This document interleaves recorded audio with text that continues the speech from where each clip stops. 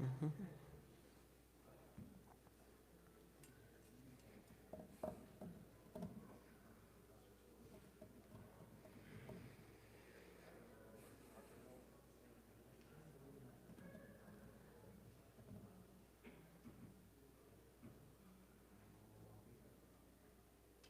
I'm guessing I'm good to go. Yeah? Okay. Awesome. Good morning, everybody. Happy Sunday. Happy Sabbath. Um, Today is going to be a little bit different from the last 2 weeks, but I'll kind of get into that. But I'll first just open us with prayer. Dear Lord, thank you for this day. Thank you for giving us a Sabbath, giving us a Sunday. Thank you for this church. Thank you for giving us this building and a warm, safe place to come and worship you, talk about you, just come to you. I pray for today's message. I pray for everybody listening. I pray for just the future ahead. And I pray, amen. All right. So today, like I said, is going to be a little bit different. I actually struggled a lot this week kind of figuring out how these last 2 weeks are going to go because I think it is important to actually tackle the asked questions of finance. Like, we've tackled the biblical side of things, and I feel like what I consider the foundation of godly finances, which was the contentment and the intent. But now that we've laid that foundation, I would like to talk about kind of what's next. With those in mind, what do we do? So through this whole, and this one's probably a little bit longer, but I might be able to go through it faster than I normally would because it's kind of like it's just a question and I'll try to answer it. But keep in mind that regardless of what we talk about here, and I try to not bring up anything that's like super controversial, even though I don't think it's important to talk about those things, but keep in mind those things we talked about the last 2 weeks. About where we place our money in our lives, who's number one in our lives, whose money is it, and whose assets is it that we're using / prospering. So the first thing we're going to take a look at is budgeting. And I know a lot of people, when I say budgeting, are like, ew, gross. I hate budgeting because I am one of those people. I love everything about finances, but budgeting is a lot like losing weight. It's one of those things that's kind of painful. There are 1,000 people who will tell you there's a quick way to do it, or a quick way to get rich, or a quick way to lose weight, like I said. But when it comes down to it, it just takes living beneath. It takes, like, I'm going through a phase right now where I'm trying to diet more and lose some weight, and there's keto diets, there's everything, but when it comes down to it, you just need to eat less calories than your body burns. And the same thing is true with a budget. You need to use less money than you make, right? So I'm going to tackle this idea of budgeting in 2 different ways. But first, budgeting is not only a good financial idea, it is a biblical idea as well. In Luke 14, verses 28 through 30, the Bible says, "Suppose one of you wants to build a tower. Won't you first sit down and estimate the cost to see if you have enough money to complete it? For if you lay the foundation and are not able to finish it, everyone who sees it will ridicule you, saying, 'This person began to build and wasn't able to finish.'" And so this idea of building a tower, obviously I don't know if anyone here is really looking to build a tower, but it applies to if you're looking to buy a home, if you're looking to save for retirement, for your college, or your kids' college, for anything like that. Would you not first sit down and figure out how much you have coming in, how much you need to pay going out, and figure out how long it would take you to do that? That way you don't get to a certain point when you're ready to buy a house and realize, well, shoot, I have no money to do that, or I don't have anything like that as well. But with that in mind, what does a realistic budget look like? And so, like I said, there's going to be some questions that some of them were brought to me by people, and some of them I just looked up. And some of them I brought from like when I worked at the bank, and I heard people ask me a lot. So one of the first one is, what does a realistic budget look like? Because, like I said, budgeting is like losing weight, and oftentimes when you decide to go on a diet or budget, you think, I'm going to do it all in like a month. I'm just going to nail down and crack down, and I'm going to save every penny possible. But it's important that you do it in a way that it is sustainable. Because I've done it where I'm like, I'm going to budget, and I cut everything to the bone. And then you find yourself 4 months later kind of like skimping here, skimping there to make things work. And then next thing you know, you don't even have a budget anymore. So I think it's important to find ways to enjoy your life and enjoy finances and what God's given you.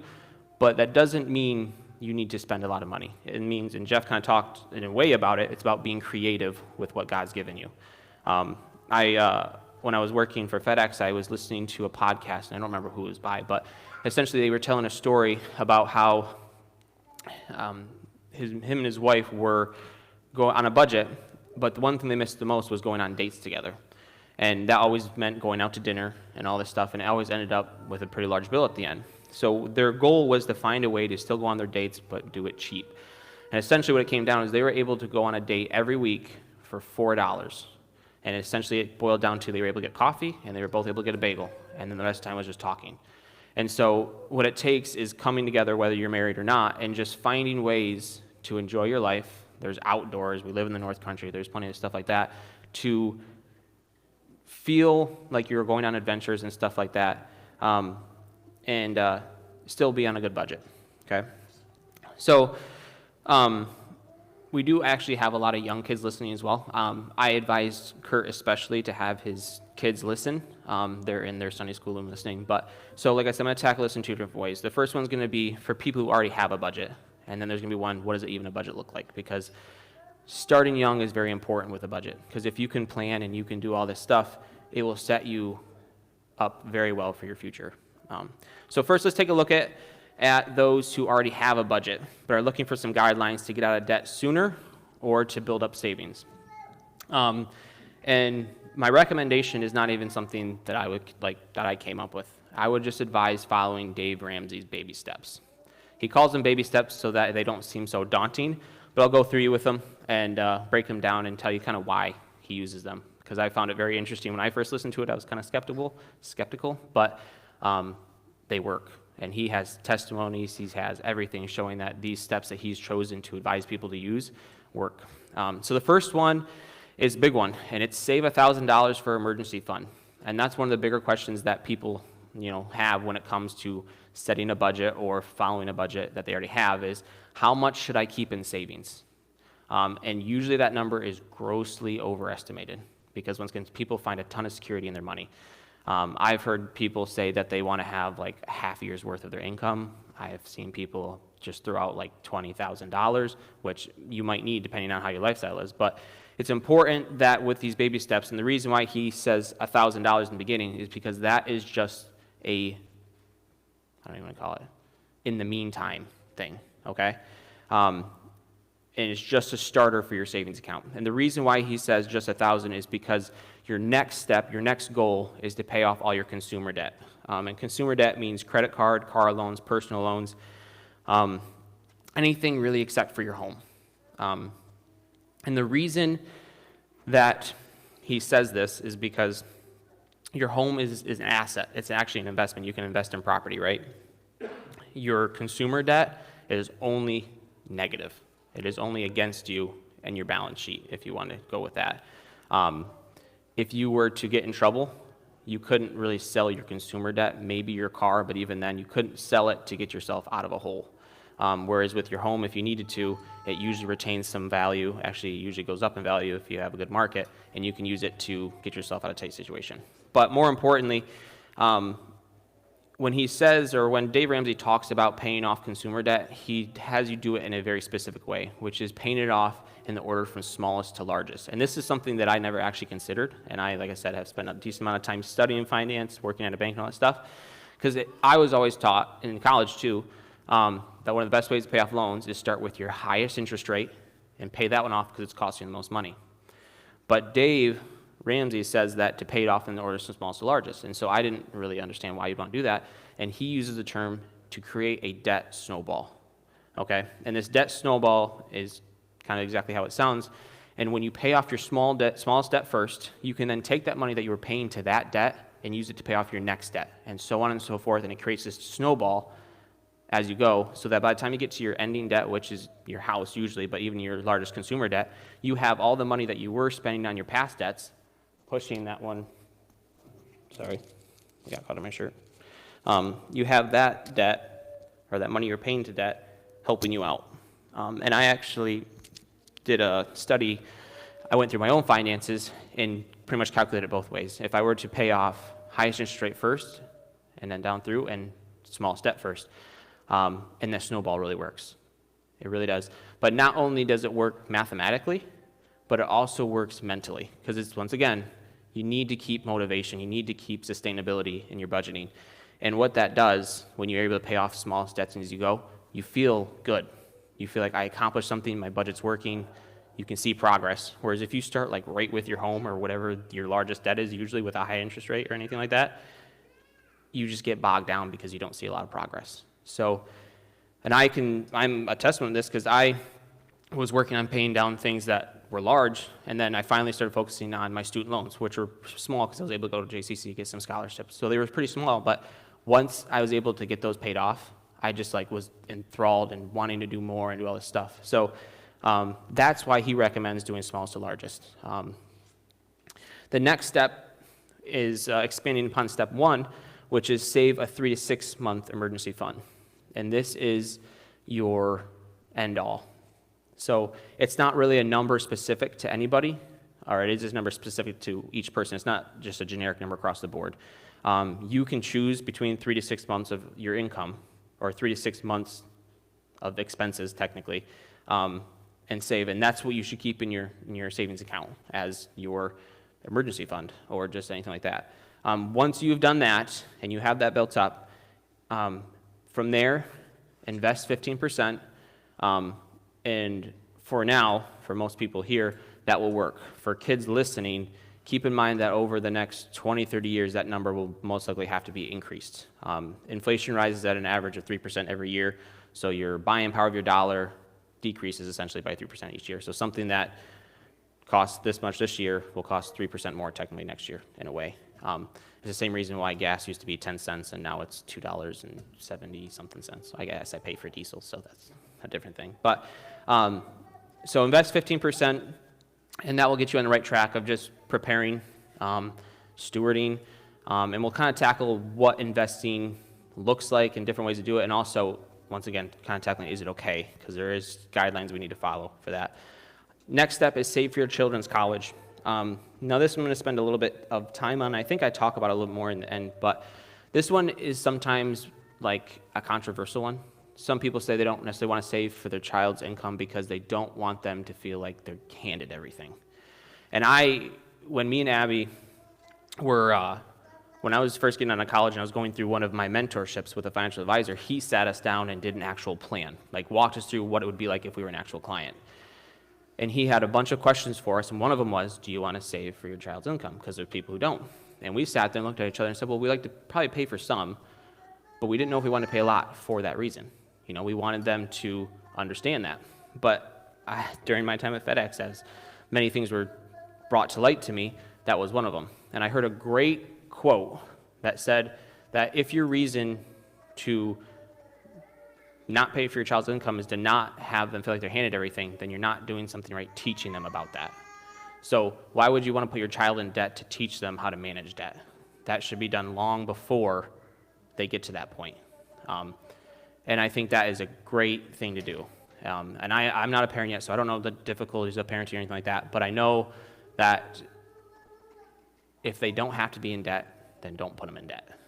And I think that is something that would, if you can do it, awesome. I know that there's difficulties in life, I know there's emergencies, and everybody's in a different spot. But if you're able to, I would recommend it, because that's what can start leading generation to generation to generation of prosperity in your family, and kind of being able to give back more to the church, community, anything like that.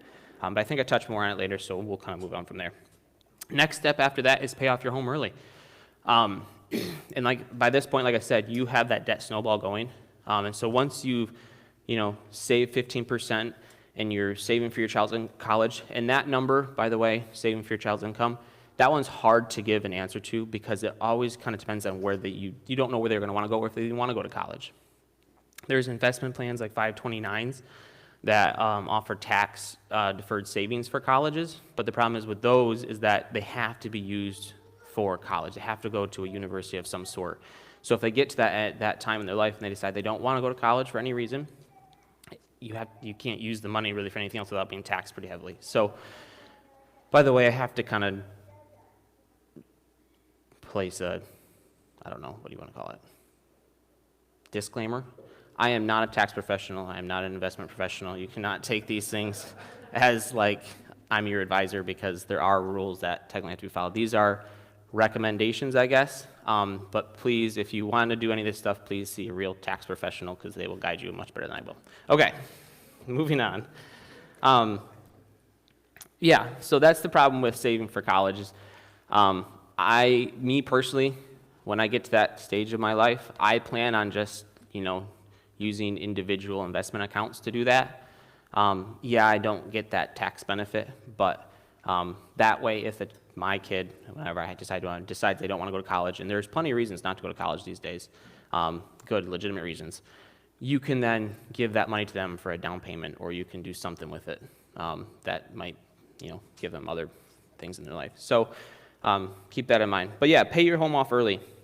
Like I said, your home is technically an investment. There are plenty of people who invest in property. Technically, I invested in property. I have my home was a duplex. I have a rental, and that was kind of planned. It's good and bad sometimes, I'll be honest with you.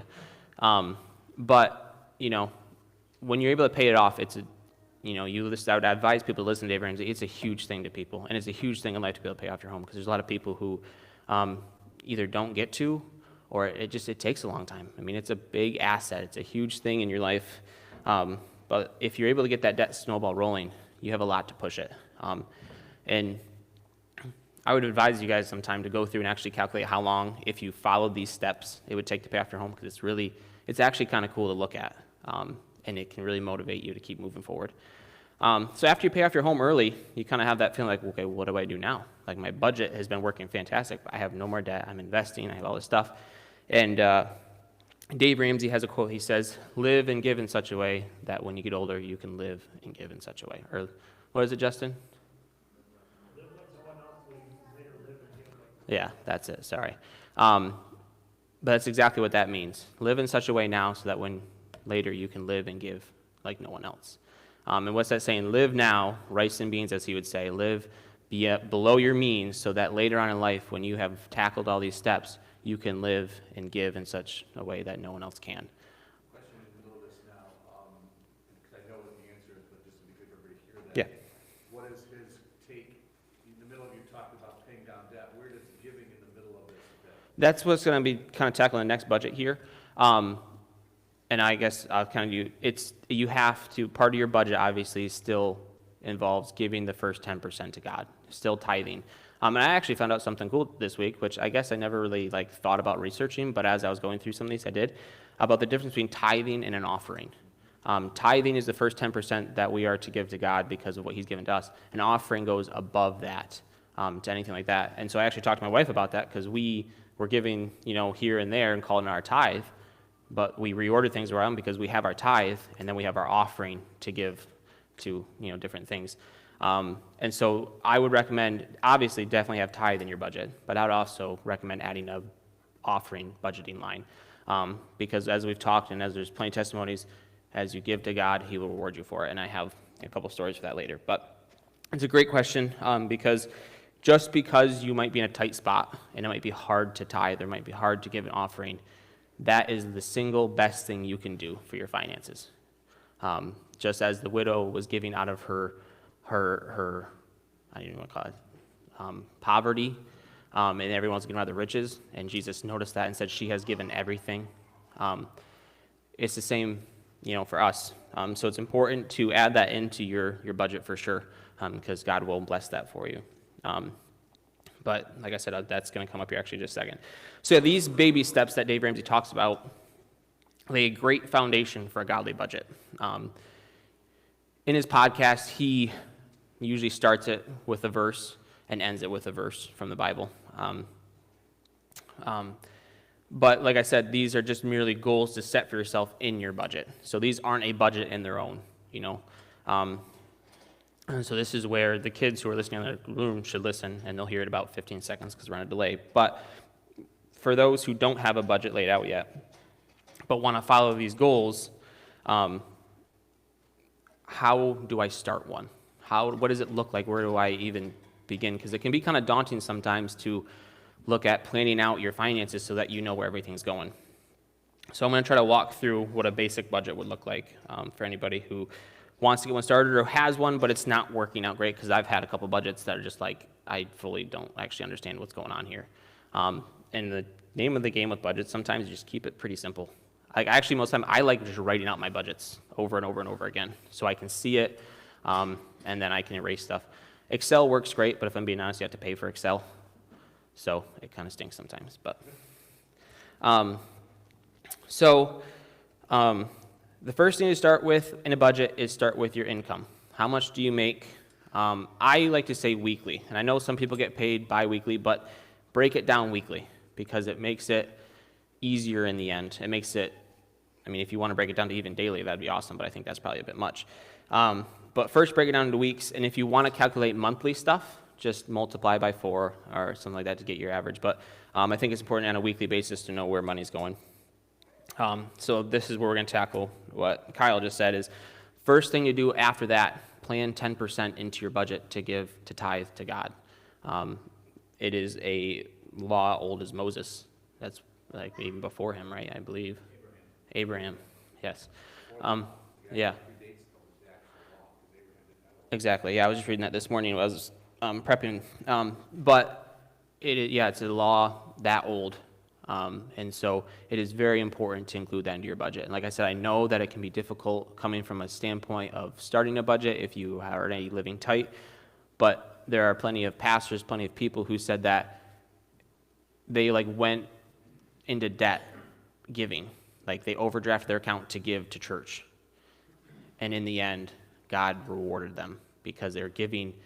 It's not, I don't want to say put money on your credit card to give, but there are ways to rework your budget so that you don't have to do that, and putting tithing number one. And I say that because next you're going to add up your expenses, and that includes mortgage or rent, car payments, foods, gas, entertainment, anything that you pay out on a weekly, monthly, daily basis. Okay? So after these have been totaled up, subtract your expenses from your income, and there's going to be a two-way question. Is there some left over, or is there none left over? If there's something left over, then start following Dave Ramsey's baby steps. Pay down your debts, smallest to largest, if you have any.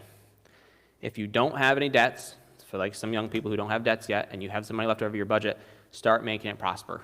And that can even just be as simple right now, just put it in an account that earns a small amount of interest, most bank accounts do, or work with your parents on finding a way to make it prosper, using it as a way to give back to somebody, or invest if you can.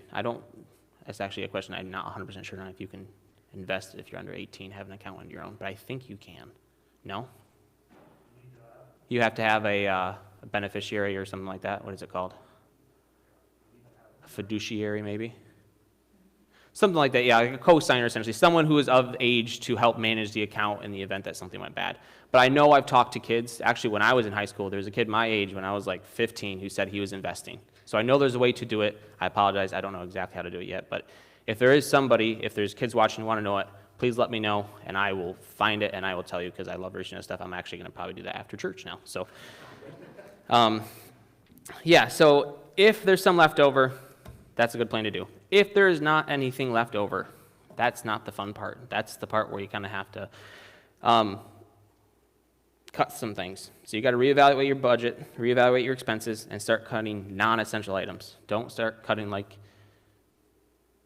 your insurance or stuff like that. Look into stuff like entertainment, your TV bills, especially Netflix, Hulu, Amazon, stuff like that. Eating out is a big one these days, especially with COVID kind of hindering some things. I know me and my wife probably have eaten out more during this period than we ever have, which is not great. But yeah, subscriptions beyond Hulu and stuff is another thing. Subscriptions, I think, is probably one of the biggest things that people kind of set and forget in their budgets. I go through every once in a while back through my bank account and look to see if there's anything that I forgot about that's kind of still taking it. And the ones you got to pay attention to are not the monthly things. It's the quarterly or annual things, because they come out once and then you never see them again. And that, when I worked at the bank, was a huge thing. That one-time annual payment, someone would come in and think someone stole their card because it was something they forgot. So look at that stuff. Look at cutting those out and see if that brings your budget back into a point where there's something left over. If that doesn't cut it, if you're at a point in your budget where you're just really in the red,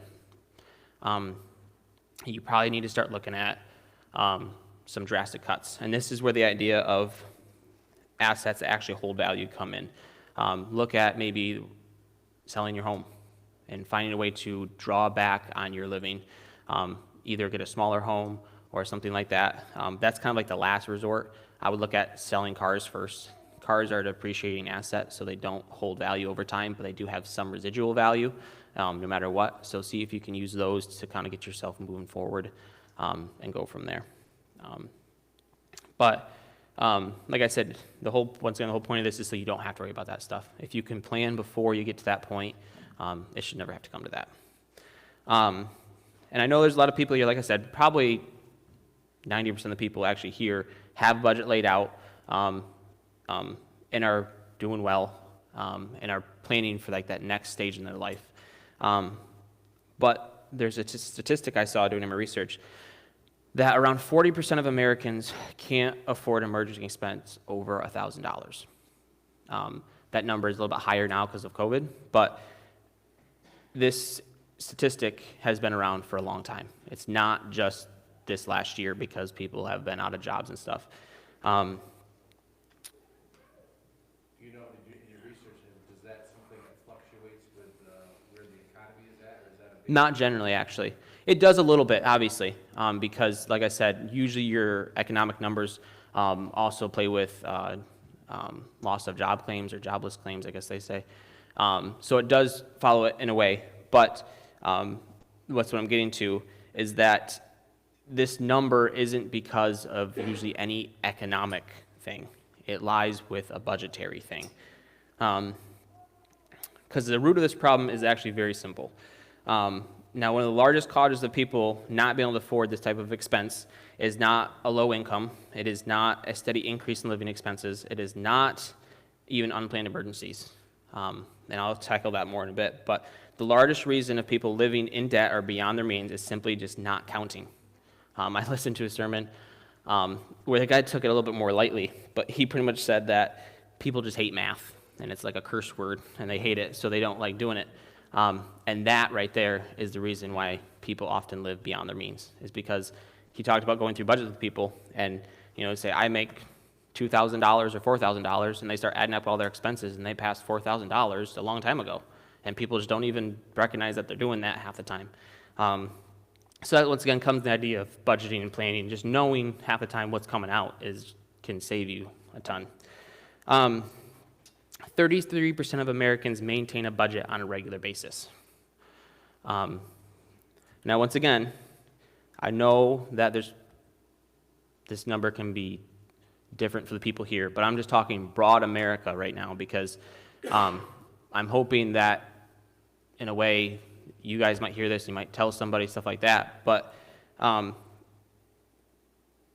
this means, like, people say they have a budget sometimes, but this means regular tracking your cash flow, stuff like that, and your expenses. Now, 40% of Americans can't afford a $1,000 emergency expense, and only 33% of Americans maintain a budget. These are found at two different websites. They're two different statistics, but they have a very strong correlation. Once again, it's about counting. People, if you don't count, not you guys, but like in general, if people don't count, that's what's going to be the end result. If you don't know what you're planning for, you're most likely going to get there. It's that whole idea, if you don't have a goal, you're going to reach it. Because if you don't plan, you plan to fail, right? So that's kind of the end of my budgeting talk. Budgets can get pretty complicated depending on your lifestyle. But like I said, I find it best to just try to keep it as simple as possible. Don't try to finagle things too much because it can get confusing, I guess. But next thing we're going to talk about is credit, good or bad. And credit, not like credit cards, because I'll tackle that in a second, but credit as in your credit scores. And is it a good thing to have a credit score? Is it a bad thing to have a credit score? Stuff like that. Credit is a double-edged sword in my mind. It is used by just about every lender in the country, and it can determine just about everything in your financial life if you're not careful. And then, like I said, it's used by lenders. And I tackled and I wrestled with this one a lot because I have my own personal stance that I feel convicted on, and I'm going to share that with you. But more importantly, are loans against or bad? Or are they bad or against God's plan? I can't stand here and tell you that they're bad or sinful or anything like that. But there's a verse in Proverbs 22, verse 7, that says, the rich rules over the poor, and the borrower is slave to the lender. I don't believe this verse is rebuking the borrower, someone who has a loan. I do think it is saying that we can live more freely if we don't have that thing. We can live more freely for God if we don't have loans. I have a car loan. I have a home loan. I used to have student loans. Like I said, I don't think any of those things are like bad and taboo and you need to like not have any of them. But I think that if you can plan and you have been blessed by God financially and have the ability to avoid loans by just planning and delayed gratification, I guess, your life will be prosperous because of it. I think anybody here would say they don't want debt, right? I think that's pretty obvious. But a common misconception with loans, at least, is that you need to have a loan because you need to build credit because you need credit to survive. And that's just not true. It is just not true. And I hated that when I worked at the bank even. Even that was a time in my life where money was a large focus of my life. But you do not need credit. There's no reason for you to go into debt if you don't need to. Like if it's not like an emergency, if you're just going into debt because you need to build your credit, there are other ways to do that, and you don't need credit in general, which I'll tackle here. One of the arguments to that question is about buying a home, because a lot of people might be able to get through not buying or having a car loan. They might be able to get without credit card loans or personal loans or anything like that. But it's very hard these days to buy a home without some kind of mortgage because homes are just expensive. It's no way around it. But there are plenty of creditors or lenders who will give you a mortgage without a credit score. And they base this off of your income. So as a credit score works, it just is like a history of your borrowing habits. And it then determines whether or not they give you a high or low interest rate based on your score, all this stuff that is. All right, you guys are awake.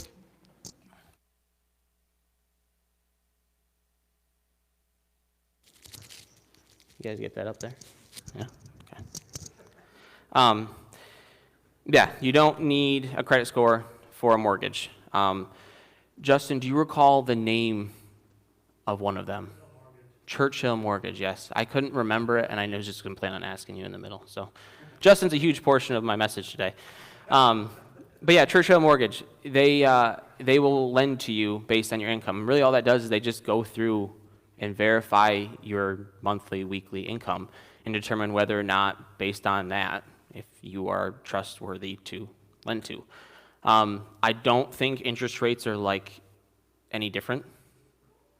Like I said, your credit score is almost the same thing. It just tells whether or not you are trustworthy with paying back a loan. And most of the time, those lenders don't get people coming through and trying to get mortgages based without any credit score.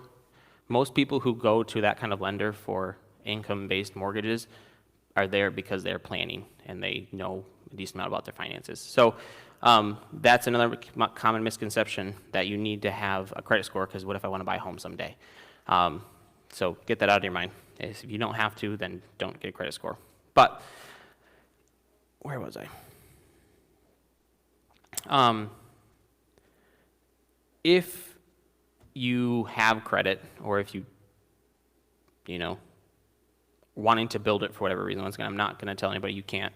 But if you're going to use credit, then let's talk about how to do it correctly.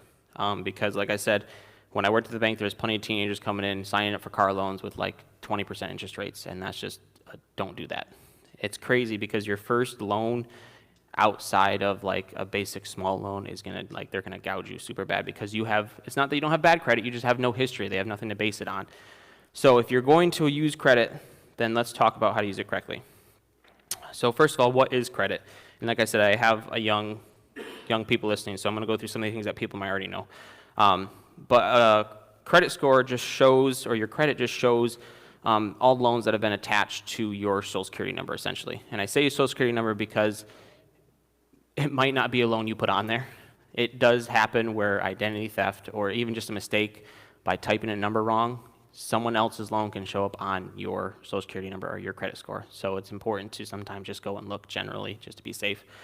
But it shows credit cards, homes, cars, student loans. It even shows medical bills if they're delinquent, by the way. Lenders generally take it a little bit more lenient on medical bills than they do other loans because they usually understand the circumstances behind medical bills. But those do show up on there. And then it is pretty much your credit score, your credit is used by lenders for one, to see if they can trust you, and two, to ultimately judge your interest rate. If you have a high credit score, you're generally going to get a lower interest rate. And if you have a low credit score, you're going to higher interest rate. But I'm going to tell you a secret, they want the people with the lower credit scores because they want the higher interest rates. So that's where I'm kind of trying to get people away from using that if possible. But what things can impact your credit? The good things are on-time payments, having different types of credit. Don't just like have credit cards only if you're going to look at doing it. Just having a different variety of things can help. And one of the bigger things is just length of time. Be patient. I still on mine. One of the negatives is just I haven't had credit long enough. The bad things are late payments, opening too many accounts, closing accounts, and a lot of revolving credit usage. So like a lot of times these days, stores are offering store cards. Those are just credit cards with their logo slapped on it. So watch out for those because every time you open it, it will ding your credit. Every time you close one, it will ding your credit. But positive thing about those is that your credit usually bounces back after a while. So. But a lot of revolving credit usage just means a lot of credit cards. So I'll talk about credit cards a little bit more, but they're just dangerous. I'm going to be honest with you. Just be careful with credit cards if you're going to use one because it can get you in a hard spot. How can I get my credit report? So even if you're someone who doesn't or hasn't used credit, I still recommend taking a look at your credit because like I said, it does happen where you can have someone else's information on your credit report. And like I said, it's just as simple as the lender when they're going to like add a loan to someone's account and they're trying to tie it to who it's going to, they just have to mistype one number and it can get attached to that person's social security number. So you can go to annualcreditreport.com and get a credit check. It's a hard pull, so it'll hurt your credit score a little bit, only by maybe 10 points, but it will bounce back within a month or so. Like I said, it is important to take an in-depth look on your credit report and understand what's on there, why it's on there. Sometimes you pay something off and they don't take it off. Like, these people make mistakes. They're humans, okay? And so rather than trust them and understand that, their goal is to take care of your credit, but just double check it yourself is what I'm saying. I've seen it too many times where children who've never had credit grew up to find out that their credit score was trash because someone stole their identity. They didn't catch it soon enough. And so the kid gets to be 20-something years old and goes to buy a home or whatever, and they have like a 40 or what, I don't even know how low you can actually go, I forgot. But just pay attention to that kind of stuff. Like I said, even if you're not going to use credit, I would still suggest checking it because it can hurt your life in other ways too. And also lets you know if someone stole it or your identity or anything like that. So how can I turn my credit around? So if you've gotten yourself into a hard situation and you hurt your credit, but want to turn around, you got your budget going, you're doing well. Some of the ways that you can turn around your credit are just to pay down your debts. And this is going to be probably like the worst advice I'm going to give today. You just have to be patient. It's like eating an elephant. You have to do one bite at a time. Your credit is not going to magically go from 600 to 700 in a night. It's going to take some time. You need to show good history. You need to show just that you can be trustworthy again. And that's really what it breaks down to. The credit score is just showing that you're trustworthy with what people give to you. So let's talk about credit cards. I don't use a credit card anymore, but I have had one. I believe using cash or debit card is a better option because it forces you to think a little bit more about what you're spending your money on. Credit cards can be a way for you to be like, I don't know how much money I exactly have, but I'll figure it out later because I don't have to pay this right now type thing. My goal is to start using cash, and I told my wife this like 4 months ago, but I have to get myself in a routine to like go to the bank, pull out cash, and go from there. But I know there are a bunch of people who like using credit cards, not to carry balance or anything like that, because of the cash back option. You know, you can get like 5% cash back or 3%. I don't know what there are anymore, but that is not bad. It's not wrong. It's not anything like that. You can be just as efficient on a budget with a credit card as with cash if you pay attention. Once again, if you count, if you look at it. But if you're going to use credit cards, I want to talk about some things to follow. Try to keep your open lines to a minimum. I talked about that a little bit already. It can look bad, actually, if you use your entire credit limit. So if you have a $1,000 credit limit, if you use all $1,000, it can look bad. Try to stay within 30% of it. This, once again, if you are going to use a credit card, if you can help it, try to stay within 30%. That's what will increase your credit the most. Also, if you can, don't let it roll over to the next month. I looked it up, and the average interest rate on a credit card is 18%. That's the best of the best and the highest of the highs. I'm going to be honest with you, most of the time it's going to be like 25 to almost 30% on a credit card. And the worst thing is it's a variable interest rate. And they tell you that because they always give you the thing, well, it might go down. It never goes down. It only goes up. Okay? So if you can help it, and once again, there's always an asterisk that I know emergencies happen, I know stuff like that happens, but if you can help it, try to not let things roll over month to month. I started using a credit card by using a shared secured credit card. And I think it's important to talk about that for young people, because if you're someone who is going to use credit, and like I said, we want to do it responsibly, a great way to start building credit without actually having to worry about like damaging it at all is a shared secured credit card. Essentially what that is you put down a deposit of your own money against a credit card, and you essentially just borrow it as a line back. And they then report that to a credit bureau, or the credit bureaus, because there's 3 of them. But it worked well for me. Like I said, you're still going to have some problems with like that's your only form of credit, and it's not very old generally at that point. But it worked. You know, by the time I looked at getting my first car loan, I didn't have to deal with lenders gouging me and stuff like that because I had some kind of history there to look at. So look into those. Some of them have annual fees, so look out for that and go from there. There's some that you don't have to worry about either. Let's talk about cash. Once again, I don't use it myself at the moment, but I am planning on getting to it, and I'll show you a statistic on why. It hurts the most to spend out of any other option. So like I said, once you hand that cash over, you notice it that much more than if you just swipe a piece of plastic. And it's much easier to control yourself on a budget when you do that, because you can say, I get $50, put it in your pocket, and that's all you get type thing. But the average cash purchase is $22, while the average credit card or debit card purchase is $112. Think about that. Now, I talked to my wife about this, and she made a good point. A lot of people put larger purchases on credit card and debit cards because of cashback options, usually. But there's still a statistic in there that needs to be followed. That is that, I don't know, you're a math guy. What is the increase on that? A lot. Yeah, it's a lot. Because you don't have those moments where you're like, I guess I'll also grab this, and I'll also grab this. Right. So keep that in your mind. Cash is a pain, and there's actually some places that don't even accept cash anymore, I'll be honest with you. But if you can, I would recommend it. I'm trying to, but I'm not great at it yet. So I realize I'm starting to run out of time here. I didn't know this was going to take so long. I'm going to go right to the investing portion, because I was going to go over home loans, personal loans, car loans, credit cards. To keep it brief, home loans are your best option. They're an investment. You can usually go that kind of stuff. Personal loans and credit cards are riskier because they're not backed by anything. They're not tied to an asset or anything like that, so that your interest rates are usually higher. I'm trying to make it in here. You know what, we're going to cut it there, and I can talk about some of this stuff next week if I need to. I do think the investment portion is important because I want to make sure that, you know, when we talk about investing, people understand some proper and safe ways to do it and go from there. But also next week, I'm going to try to find a way to kind of wrap things up and I guess, review and go from there. So hopefully I can go through this last portion of today's message, which I really didn't think was going to be that long, but apparently I have a lot left.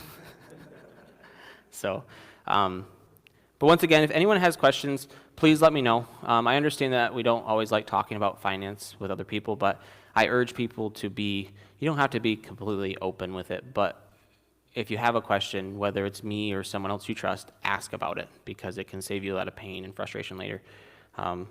Or just Google it, but be careful of what you find on Google. Like I said, there are a million ways to get rich quick, and go from there. But I guess I'll leave with one thing before I pray, and it's going to kind of lead into next week, and it's about your investment accounts. And I heard a testimony done by a pastor at a church who said that he had his retirement accounts, and he was sitting just praying one day, and God asked him, "How much do you have in your retirement accounts?" And he kind of was like, "Oh." And so he's like, "I have some." And God's like, "No, how much do you have in your retirement accounts?" So he went through and told it all up and told God, "This is how much I have." And God said, "Give it away." And at first he was like upset, but he realized, this is what I've been told, and I'm happy to do this. So he did it. And then around a year later, same thing, sitting there praying, and God came to him again and said, "How much do you have in your retirement accounts?" And he's like, "Oh no, not again." But God said, "No, how much do you have?" And he went back and totaled it. And in every single one of his retirement accounts, they doubled to the cent from what he had from his entire life savings, and then gave it away. And within 1 year, it was given back to him twofold. That's important, because when we talk about investing next week, you have to keep that in mind. That once again, I believe investing is an important portion of your finances, but you need to be willing to give it away when God tells you to, if he tells you to, or in some way, shape, or form. Okay? So I'll save that for next week. I'll go into a little bit more, but we'll pray. Dear Lord, thank you for this day. I appreciate you allowing me to come up here and talk. I pray that any words that I forgot today, or anything that needs to be said or needs to be left out for next week, you let me know. I pray for a good rest of the service today, that you'll be with everyone. I pray for Kyle as he stands up to preach, that you give him words to speak, and the worship team as they lead us in worship. I pray for just a good rest of the day. Amen.